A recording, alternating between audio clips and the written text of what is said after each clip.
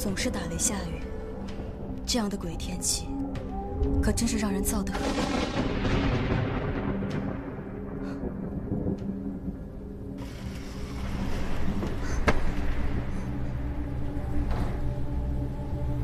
老爷这个时辰肯定还在书房习作。补汤煮好了吗？煮好了，夫人。按照我的吩咐做的吗？是，夫人。煮了3个时辰，菜梗都烂熟了。那就好，去送吧。是。哎，让老爷别太辛苦了。哎。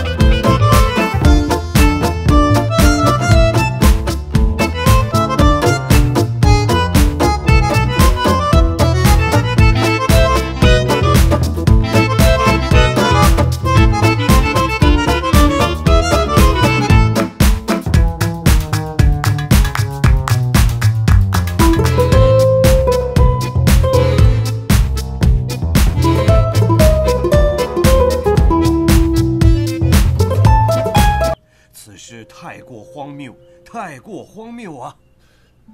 莫非这王嗣成贪赃枉法，操了天谴？休得胡言乱语！你有何证据说我大理寺官员贪赃枉法呀？我是没什么证据，可是老天爷看得真切。休得胡说！我为官清廉，就不怕遭了天谴？怎么会遭天谴呢？稍安勿躁啊！事关朝廷命官，要是消息传出，朝廷内部定会一片混乱呐。此事万万不得让陛下知晓。是啊。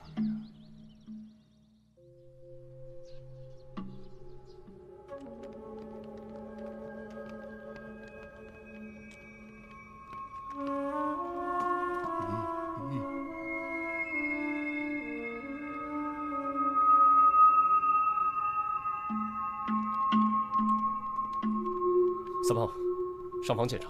得嘞。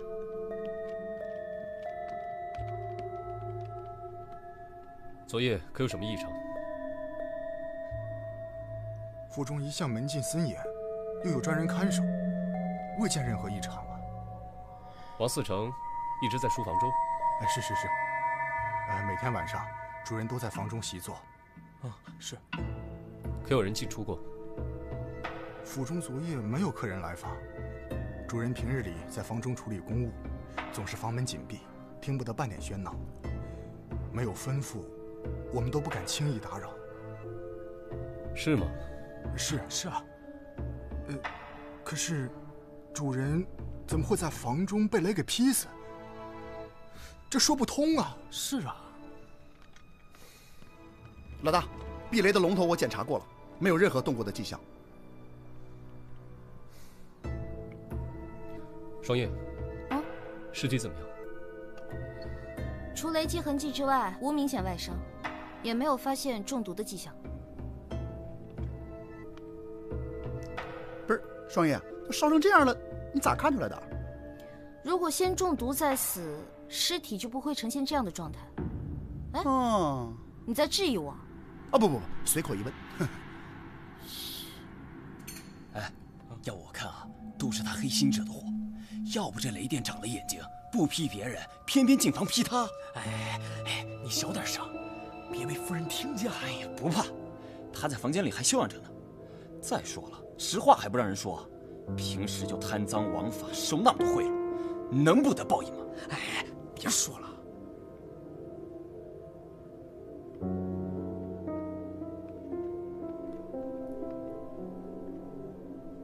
呈现如此焦黑状，尸体可能并不是王嗣成，都已经烧焦到没有任何辨识度了。有可能被人偷换。反正要真是他就好了，贪官。哎，这人咋不穿鞋呢？啊，我家主人呐，脚上容易出汗，到了热天的时候啊，他一般在家都是打赤脚的。哦。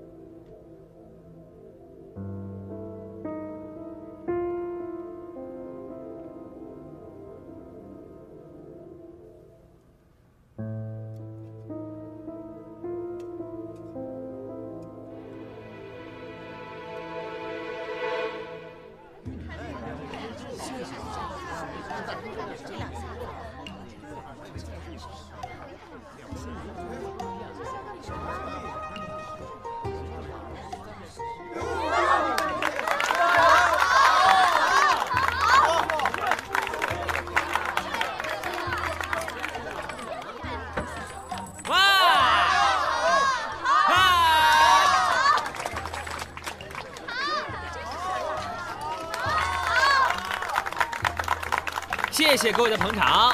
我们的幻术呢，10文钱包教包会，上天入地无所不能。哎，变戏法的，你过来。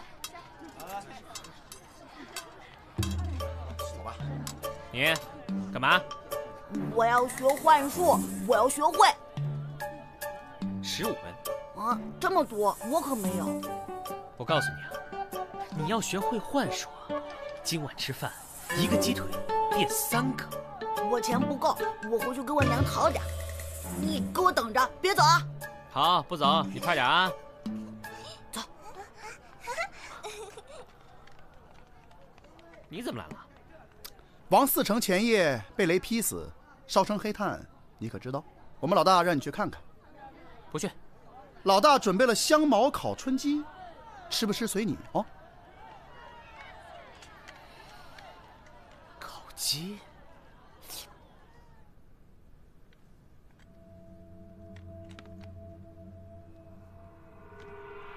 哎，萨摩，王嗣成的尸体是在哪里发现的？就在你脚边啊。这儿。嗯。物体上的龙头3炮已经检查过了，没有问题。不在房上，蹊跷就在房中。平常人家，房上往往设有龙头引雷，龙蛇伸向天空，蛇根连接引线直通地下。我刚看过引线了，在房内的一节竟然被截断了。什么？并且这引线被截断后，被人接上了一根细铜丝，一直通到这桌下，隐蔽地绕在桌腿上。可是，这是个木桌，难道还能把人电死不成？巧就巧在，这不是普通的木桌。你们看，这木桌上镶嵌有雕花的铜条，只要将铜丝接到这铜条上，房梁上的雷电就会直接引到房间里。更巧的是，你们刚说，王嗣成平日在房间里都不喜欢穿鞋吧？看来，凶手对王嗣成的习性了如指掌。每日既然只有他一人赤脚在书房习作，他需要做的只是在书桌上动手脚。可是现在尸体成了焦黑状，无法确认死者身份。去把王夫人请过来。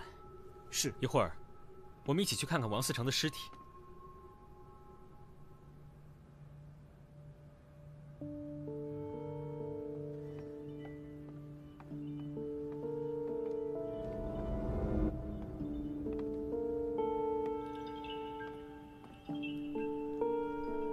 萨摩，要问夫人什么，赶紧问吧。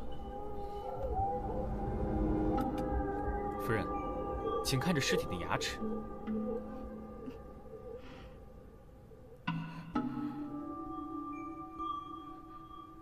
是不是王思成？是他，缺了3颗牙，是景泽。你怎么知道？今天我路过厨房的时候，碰巧看到了。哎，我为了办案看的。我今天去厨房，看到了下人给王思成煮的汤，把芹菜煮烂到那个程度，说明王思成一定是哑口王。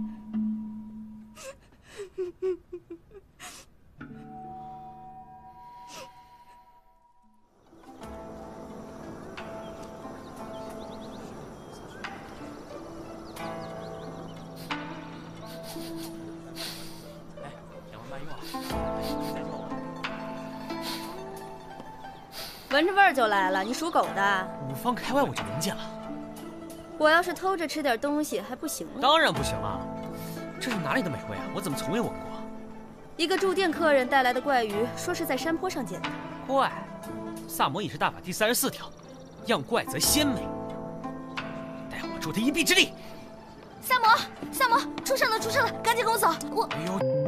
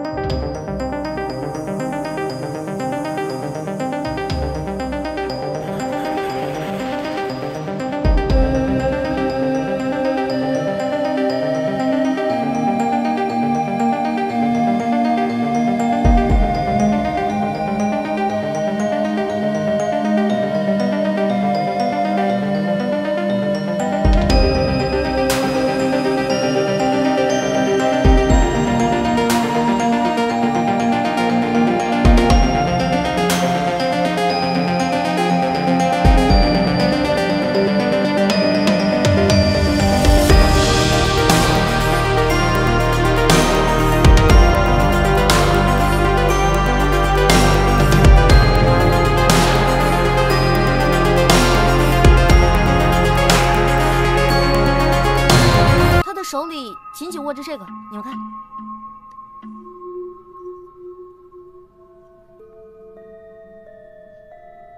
你知道这是什么吗？这书生在平康房有一位私交甚好的小燕姑娘，这东西可能是他给的定情之物吧。来人，在。去把小燕姑娘找来。是。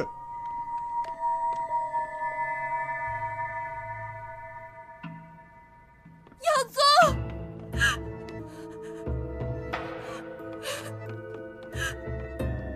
耀宗，耀宗，为什么这么狠心离开我？为什么？我问你，知道这是什么吗？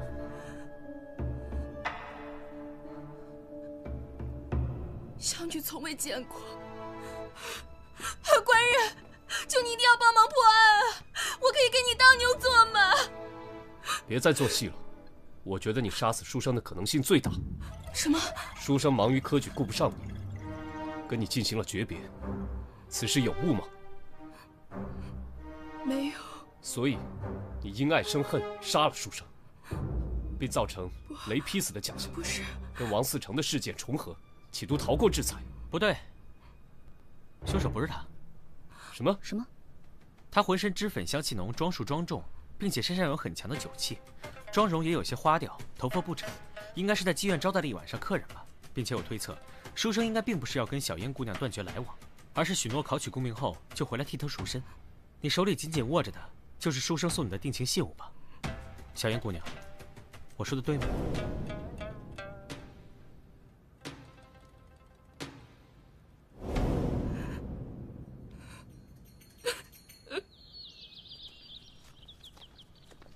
想问就问了，干嘛藏着掖着？我没有。爱问不问，难受的是自己吗？哎，小撒，是我想问啊，那个你怎么发现小燕姑娘嚎啕大哭是为了玉佩的事儿？很简单，她进来的一瞬间，第一时间就是摸自己胸口以上2寸的地方，不是心口的位置，所以不是为了平复呼吸，而是说明她的胸前挂有饰物。而且王思成夫人也让我见识到了，死掉爱人的那种伤心是演不出来的。虽然我不太理解那是一种什么感觉。王思成的尸体那边还有没有发现？暂时没有。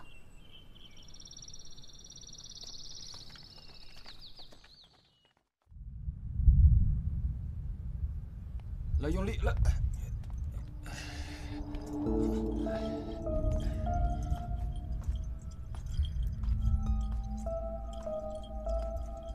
你们这是？啊，朝廷下令，防火防雷。用这个？嗯。找一块4寸的鱼尾形状的铜瓦放置在屋顶上，就可以避免雷电引发的天火。你们这个不行的，不行的。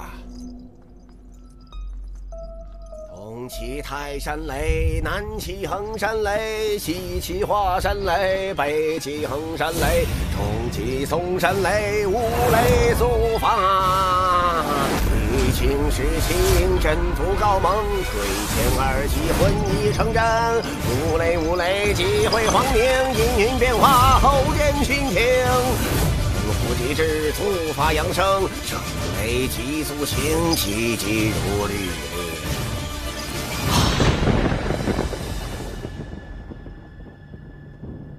老大，喝茶。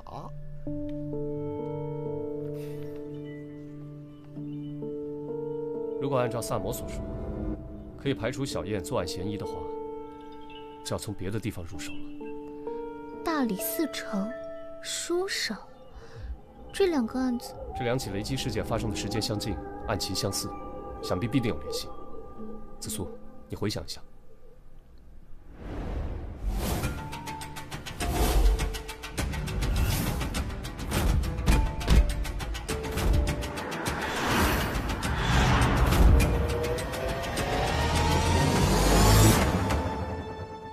我想起王思成跟5年前一起强奸案有关，长孙家4公子被告强奸，那个死去的书生陈耀宗为其做了不在场证明，所以王思成以证据不足未将其定罪。这件事情很蹊跷，但是当时并没有更多详细的记载，均一笔带过。案子于武德9年农历11月初4未时结案，当日晴，艳阳高照，气温宜人。牛。当年案子的证人，果然是那个书生。这就是2人的联系。三炮，哎，你去探查一下那个妇女的亲人。好，这就去。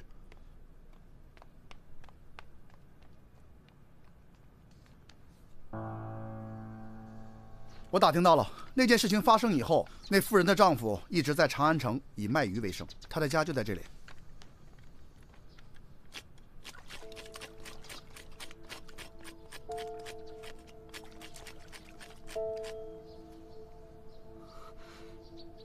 想必你已经知道大理寺城和书生的事情了。嗯，我知道。那你可知道，这2个人都与你妻子的案子有关？老天开眼，为我报仇雪恨！那件事情发生后，素英整天以泪洗面，告诉我，他已经不再是当年的人了，让我写休书休了他。每天洗好几遍澡，一遍遍冲刷自己的身体，都搓掉了一层皮，还吵着喊着自己脏。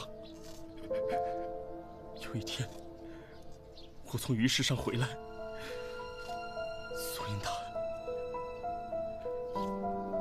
就上吊而죽，身上的皮还都是烂的。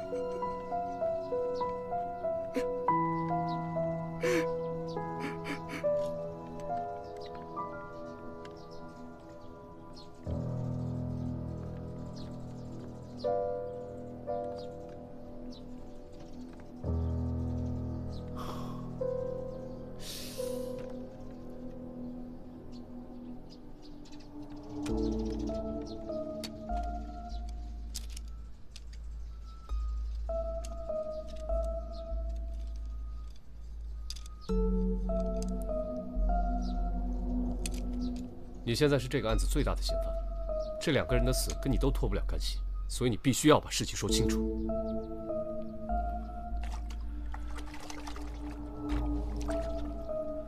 如果有可能，我真想亲手杀死那2个畜生。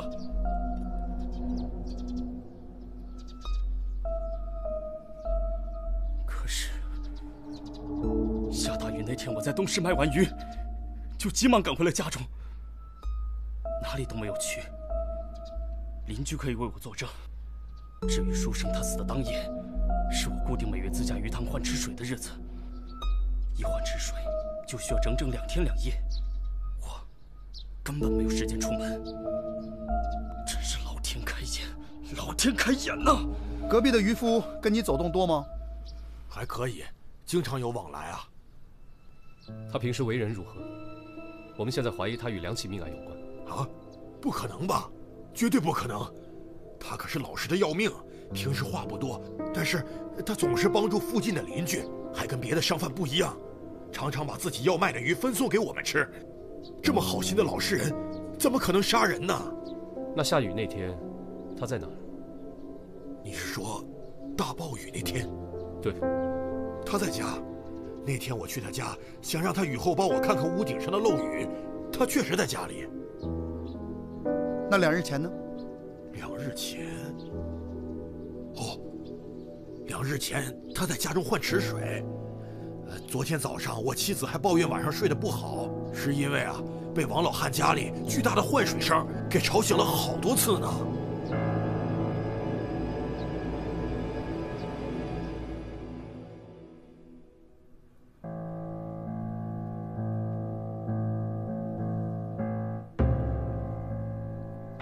有什么进展？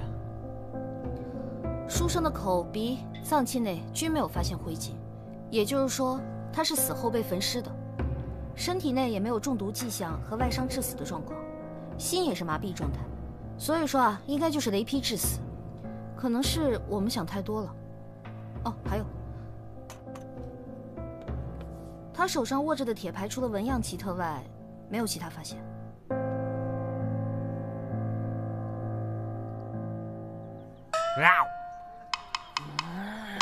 慢点吃啊，别噎着。世间没有会伤害我的食物。客官，里面请，里面请，不3不4招呼客人，快点快点。请。上面还有厢房啊。哇，我怎么从来没吃过这么好吃的鱼啊？这什么鱼啊？哪来的？最近的鱼市在卖很多奇怪的鱼，只要是我没见过的，我都会买来尝一尝。四娘，我发现你的手艺有进步哎。吃完赶紧朝案去，老娘等着收尾款呢。我差点忘了，你看这个。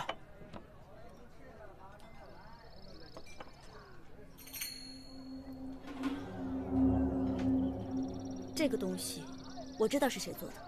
你知道？我找他做过暗器。这又不是暗器，怎么确定是他呢？因为全长安城能铸造这种铁具的人，只有他一个。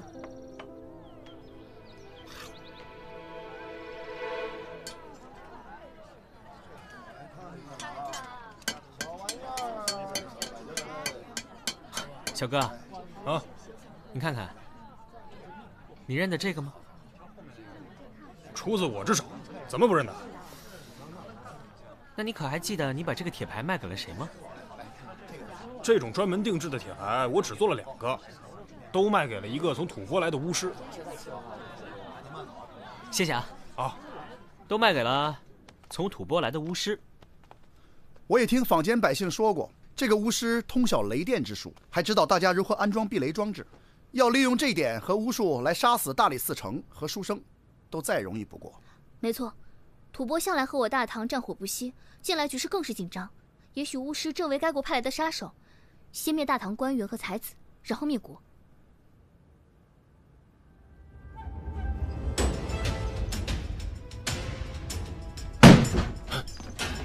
给我搜！别再装神弄鬼了，我们都知道。知道什么？你为什么用法术杀人？我没有杀人。你还有什么说的？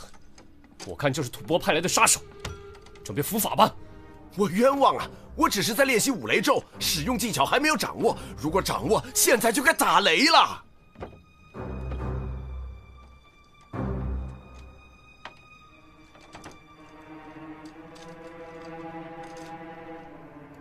还敢狡辩？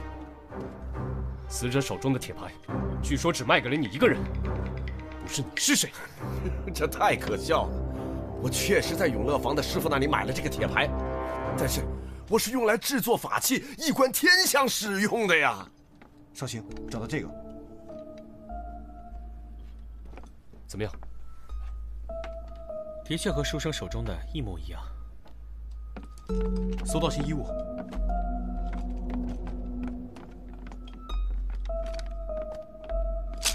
还有活鱼。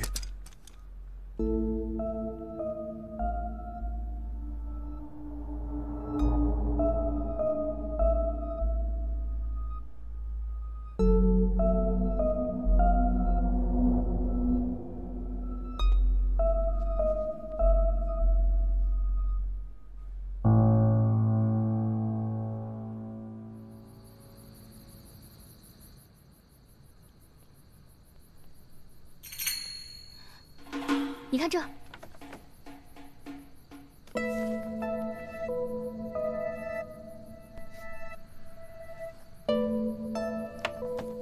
也就是说，当年的案子，为长孙公子作证的还有一人。对，宣化坊的一位素商。走，他会有危险。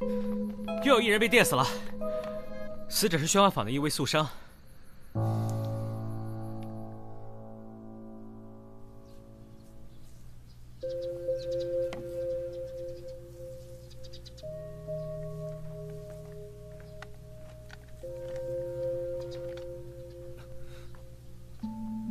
你们怎么又来了？昨夜跟你妻子的案子有关的那个素商死了。看来我烧的香真的一炷都没白费，苍天助我。所以你们是又怀疑我了吗？不然如何？死掉的3个人都和你妻子的事情有关。我明白，我确实有最大嫌疑。可是我身体不适，都没有出摊卖鱼，在家休养了1天，哪儿都没有去。你们可以随便问街坊。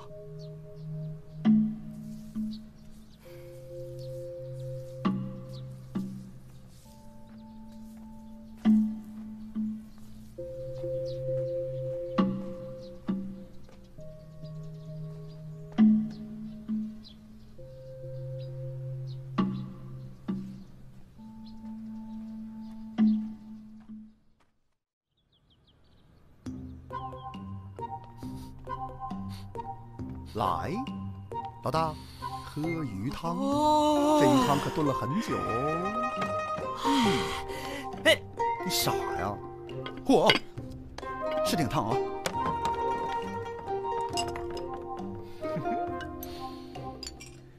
来，来，哎，鲜，哦，刚才我听说呀。这鱼市上啊，最近出现了很多怪鱼，虽然味道一个比一个鲜美，但捕捞起来啊有点费劲。说灞河边有个渔夫收网的时候被累着了，浑身抽搐，直直的倒在水里，当场毙命。萨摩，我想知道，你的铁牌是不是曾经丢失过？你怎么知道？你还记不记得什么时候丢的？上次给巫师做铁牌时，刚做好2个就发现不见了。上次我来问你的时候，你怎么没说啊？我以为是小孩淘气给搞丢了，没放在心上，就再做了2个给巫师。这有什么问题吗？啊，没事。申兴龙，啊，大人，我是长孙家的下人，我家公子失踪了，夫人在家中一病不起，派我来告诉你们。天哪，他不会已经死了吧？肯定是死喽，不然怎么会平白无故消失呢？我明白了，你们跟我来。去哪儿？去拯救公子。他还没死吗？还没死，快，再晚来不及了。我可不去啊！你为什么不去？我不理解为什么要救长孙公子啊？他难道不是最应该死的吗？我们都不要去救他，等他被杀死吧。滔天罪行也应该用律法，也只能用律法来解决。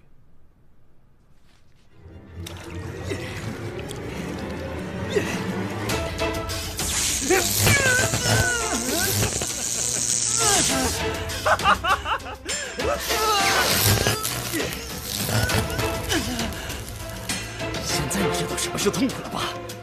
去死吧！不要！不要！不要！住手！闭嘴！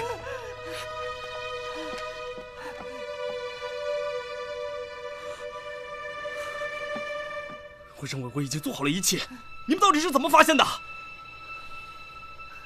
为了给亡妻复仇，你的确费尽心思。即便如此，你的作案手法还是漏洞百出。三炮告诉我，最近有渔夫因捕到怪鱼被累死，那是谣传。我在鱼市了解到的事实是，一位渔夫捕捉到了一种名叫电鲶的鱼，他不幸被电鲶电击而死，而这种电鲶正好满足了你复仇的需求。三炮在你的家里发现了吐蕃的法术竹简，说明你与吐蕃巫师有来往。我们搜查了巫师的住所，他的衣物都破烂不堪，鞋底也快被磨破，可见生活定十分窘迫。我看到他画的五雷符咒是错的，说明他确实不懂术法，但他只晓些万物之理。还有活鱼啊！我们在巫师家还搜到了活鱼。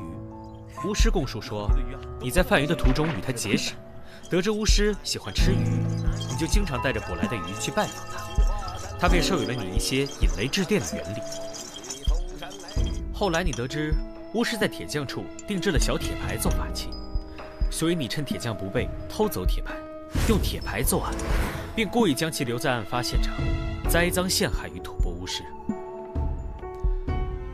作为一个渔夫，你经常送鱼到那些官员府邸，跟下人们混得熟了，甚至可以随意出入戒备森严的王嗣成家，对王嗣成平日的起居作息自然也是了如指掌。你伺机潜入王嗣成书房，将避雷的铜线连接到有铜条装饰的桌子。雷雨之日，王嗣成赤脚在书桌前习作，便出现了在房内被雷击致死的怪象。杀死书生时，你将水之中养的电鲶放在水缸里，并用板车拉到书生家，在书生睡梦中将绑有铜线的铁牌放在书生手里，然后把铜线另一头放入充满电鲶的水缸之中，书生当场被电死。然后你放火烧尸，再将其放回床上，营造与王嗣成一样在室内被雷劈的假象。行凶后，你把电鲶弃在了山坡上，以为会有畜生吃掉。一个住店客人带来的怪鱼，说是在山坡上捡的，没想到却被客人带回了凡舍，被四娘烹制，真巧。再说说你的不在场证明，书生被害当晚，你说你在换洗水池，邻居作证，听到换水动静很大，那声音我在鱼市里也听到了，是鱼翻腾的声音。这种体型硕大的电鲶需要大量的小鱼作为食物。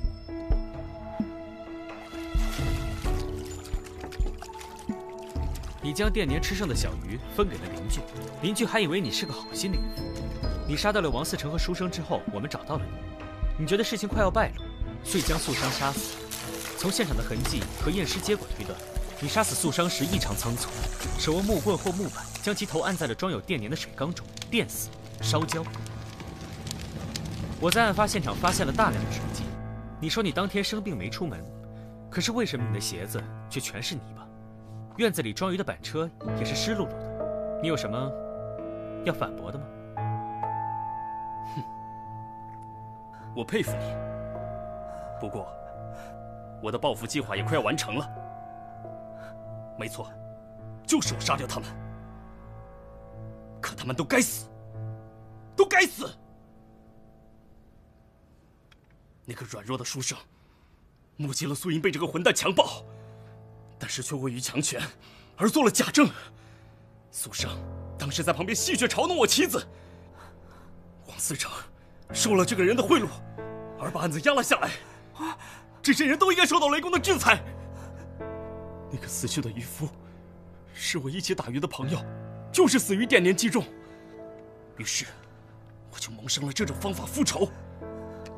现在就差最后一步了。我现在就要亲手杀死这个畜生！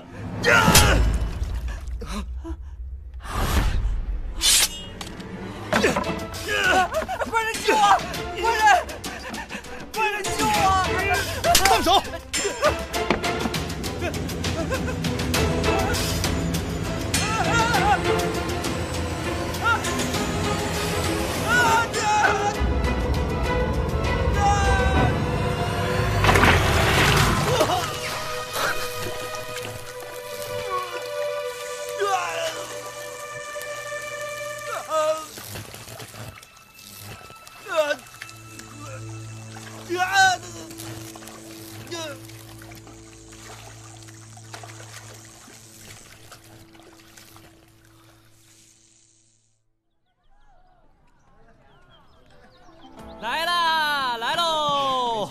久等了，久等了。哦，来。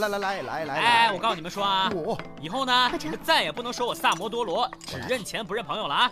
有什么好事没想着你们啊？这个是我独家秘制的萨罗汤，10全大补，所有的精华我都放在里面了。来尝尝，尝尝。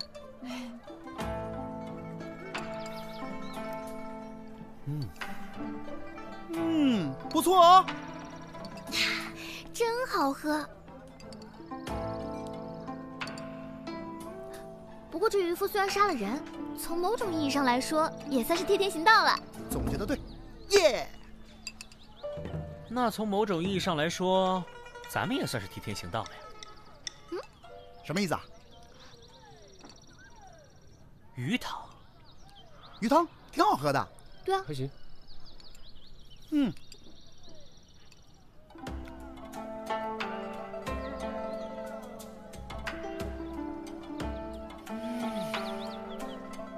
真鲜。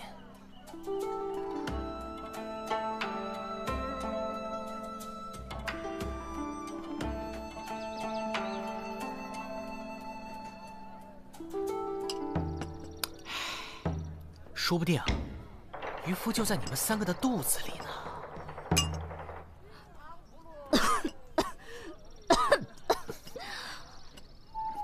萨摩多罗，